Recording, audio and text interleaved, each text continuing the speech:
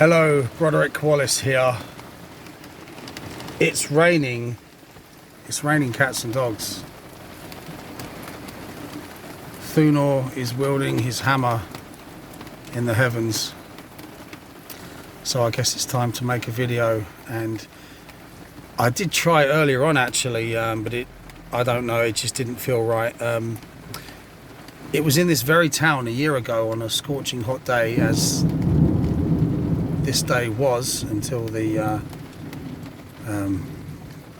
storm began. I remember making a video, and I had a plan, but I didn't have a vehicle, and I'd handed in my notice, and you know, the whole calamity going on, and very uncertain about the future. And little did I know, it's funny how things work out when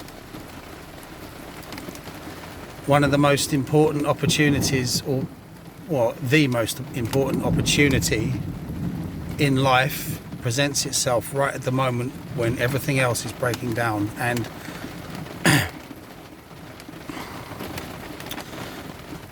so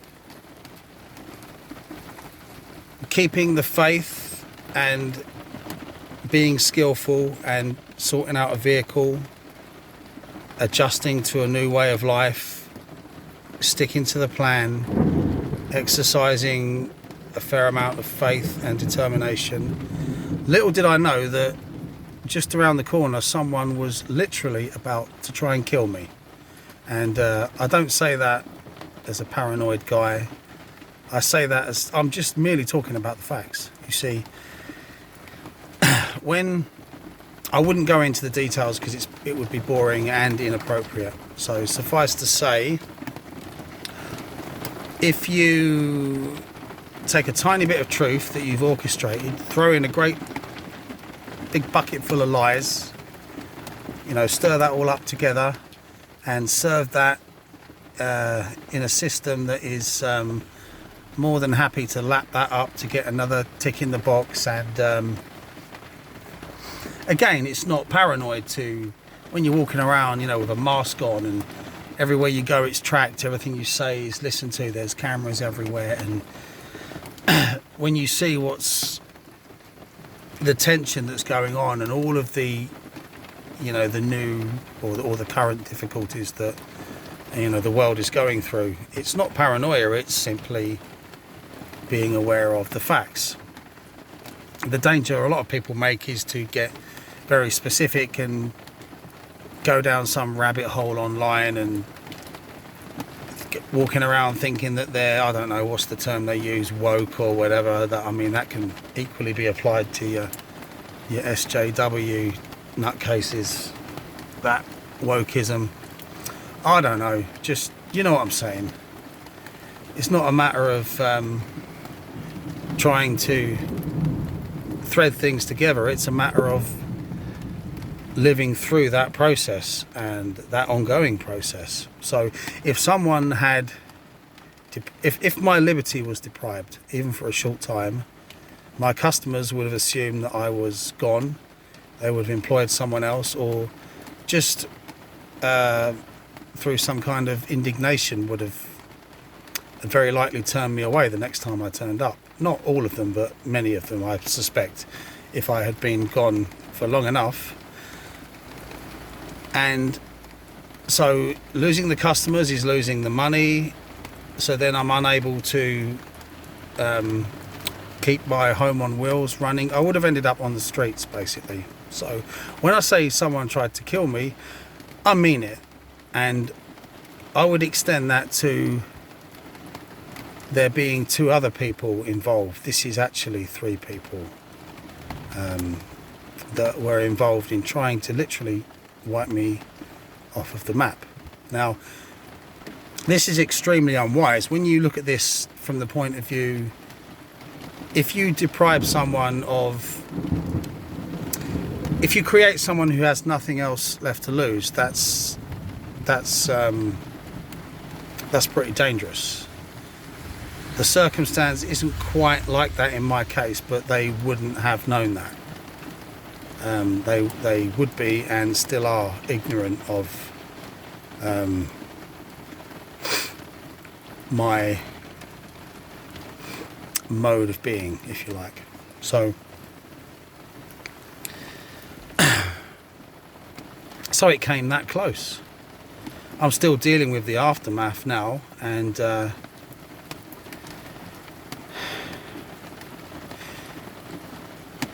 should I be thanking those people for what they did?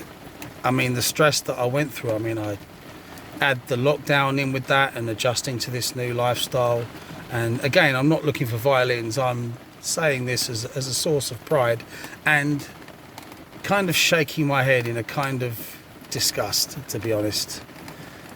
Like, shame on you. Because if you're sitting there at home in the evenings watching TV, seething in hatred, planning meticulously someone else's decline, what does that say about your mental state? You're obviously not content enough. You're not focusing on your future in a positive way. There was no need for this. Everything was settled, everything was fine. But as I can't go into the details, I'll kind of have to leave it there on that point. You see, when you add, there's a kind of duality going on here between survival pressure. This is why I'm asking myself the question, should I thank those people for trying to kill me? Because when you add a certain amount of survival pressure and in the middle is complete uncertainty, and then on the other side is the daily practice of this meditative incubation, free of distraction, in the balanced environment of the countryside, because obviously I escaped the more built up area to for various reasons that I'm sure many people won't even need that explained to them. The disease of London is spreading outwards in the UK, and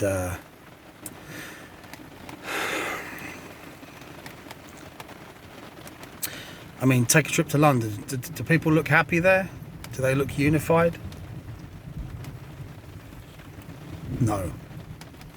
It's not a pleasant situation. So my old hometown, Maidstone, is also becoming a mini London, and the place that I escaped from, the town that I had to live in for the last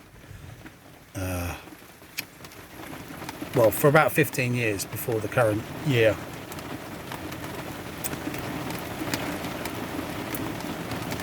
That was worse than London, to be honest. So, again, if we look at it from this point of view, survival pressure, uncertainty,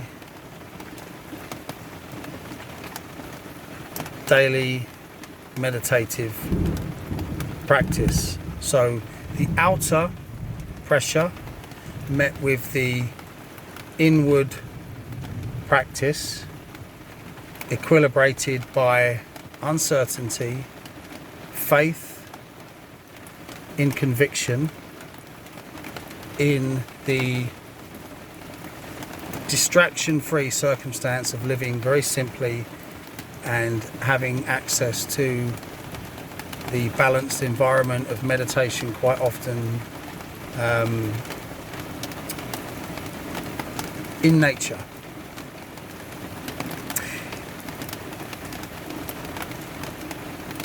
It's a wonderful setup, isn't it? I mean, you wouldn't ask for it, but it happened. So should I be thanking these people? I mean, the answer is no, of course not. And everyone gets their justice in the end. So if it's justice you were after, you'll get it. Shame on you. And right now, I better do this window up.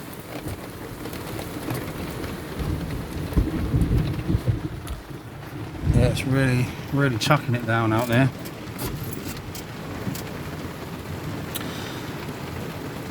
Now, I believe, hence the direction and vibe of this channel, for the most part, that what you might call the Hermetic viewpoint of mankind being somewhere between the angels and the animals is true. So you can either go up or you can go down, and this might be a mixture of different circumstances, some of them outside of your control, hence the survival pressure, some of them within your control, hence the faith and discipline of practice.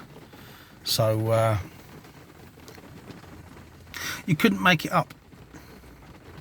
And if you know where you're going and you know you're going to be okay, you don't have the same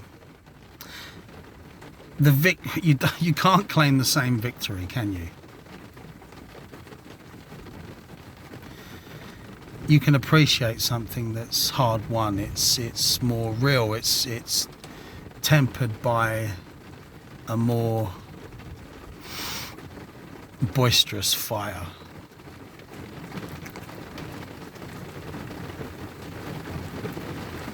Funny how things work out.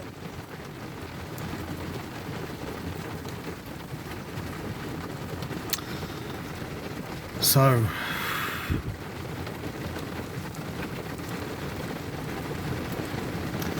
here we go. Onwards and upwards.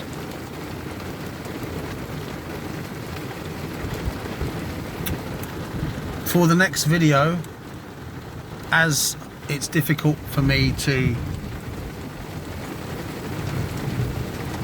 like I say, I do have this difficulty in terms of what I can and can't talk about in these videos, and I get away with a lot here because it's a vlog that's only going to attract a certain type of people, and I've only got a few subscribers, but you never know, one day there might be more, so I have to bear that in mind. And what we have here documented for the very first time is a vlog of someone engaged in Hermetic meditation under pressure. So we have slightly before, we have the beginning of the process, we have the applied pressure, and now we have the first stage of success, you might say, without going into anything too specific. There's certain people that I have to respect, certain rules that are there for a reason.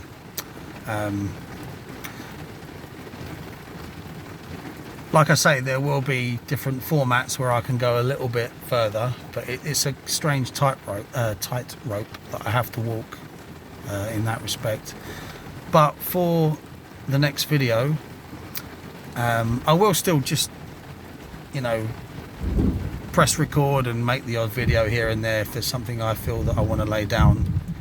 But I'm going to plan something out with notes.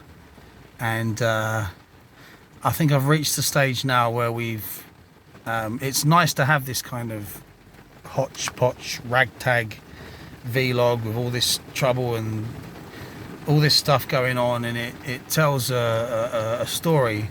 And I wasn't quite sure, like I said, even in the first video, I'm not, I think you can appreciate my instincts. It was on the back of my mind. I could feel that something was happening, something was unfolding, so I just happened to press record and capture that process since from just before the beginning, although you could argue that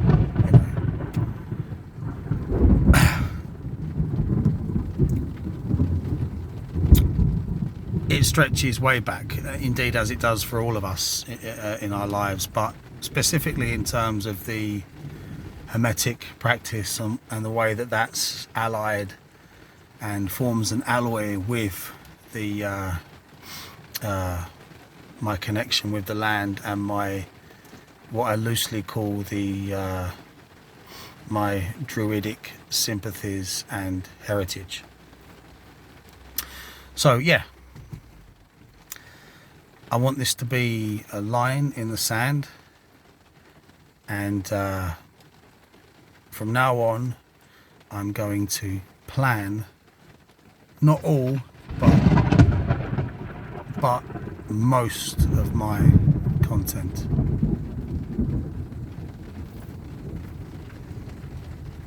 So the next chapter after the storm, I'll see you there. Take care and be good.